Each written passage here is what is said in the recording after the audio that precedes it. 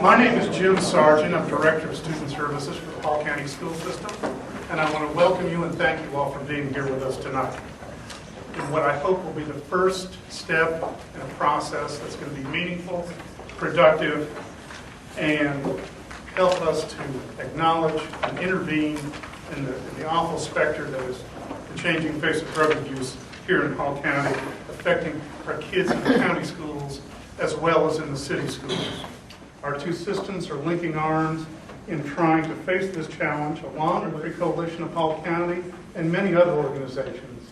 And let me tell you that I would first say that the face of drug abuse in our community, if you want to see what it looks like, if you don't have a laptop or a computer at home, stop at the library and go onto Facebook and look at the bright and smiling faces of your athletes, of your daughter, of your daughter's best friend, of the honor students. I don't seem to be naive and think that my kids won't do it, my kids won't participate. But the stark reality is that the damage that it does, not only to a physical body, but also to the emotional and spiritual body, is just a profound experience that really impacts a multitude of lives. And so I would urge you to just pay attention and not be naive. You can't just stereotype someone. And really what I would want to say is even if you take your kid to church or take your kid to a faith-based something, they're not immune to the same struggles that every kid is facing these days. Even though you drop your kid off at church, it still requires you to be checked in to understanding where they're at in life. What's the face of drugs? This young man right here. I'm a parent of a dead teenager. If you'd asked me on November the 5th, could it happen to my son? I'd have told you no. It's just a phase he's going through. It's just something he's doing with his friends.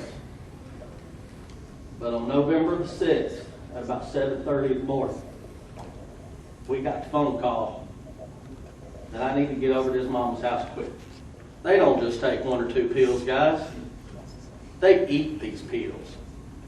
They call it eating these pills. It's not take a couple of Lortabs and call it a night. It's eat 10 of them or more. So what's the face of it? It's every kid in every school. And it's a lot of parents, y'all. I'm going to tell you the truth. I found out after the fact that my son was smoking pot with a friend and his dad. I don't want to see this happen to another parent. We got to just stand up and be parents, y'all. I mean, you talk about your kids' privacy and things. They don't have any privacy when they live in my house. On one particular day, my son got 40 text messages from students at a local school asking about prescription drugs. But tell your friends, tell your neighbors, if they got 6th graders to seniors, get out here and get active. Don't be scared to tell on somebody. It might save your kid's life. Tell your kids not to be scared to tell on somebody. It may save their life. You can put my son's picture up on every school in this county. And then you can put a picture of his gravesite and just put pills killed. I mean, because that's fine with me. If it'll save a student's life, it'll cause them to do something different. What can kids do to help prevent others from using?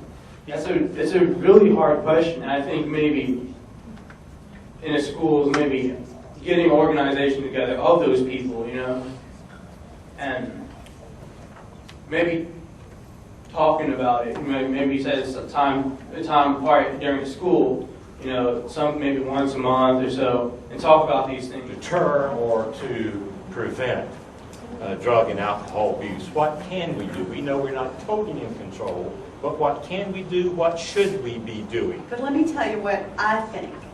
The only place you can start and you are in control of is with yourself. I'm going to ask you to turn a mirror to yourself and look in your own medicine cabinet, in your own lifestyle, and what you're teaching your children. But I would just really focus on staying connected to your kids and staying connected to your kids' friends' parents. Not necessarily kids' friends. Don't be their buddy. You can certainly have buddy time if you want to. I'm going to hold them accountable and stay connected to your friends' parents.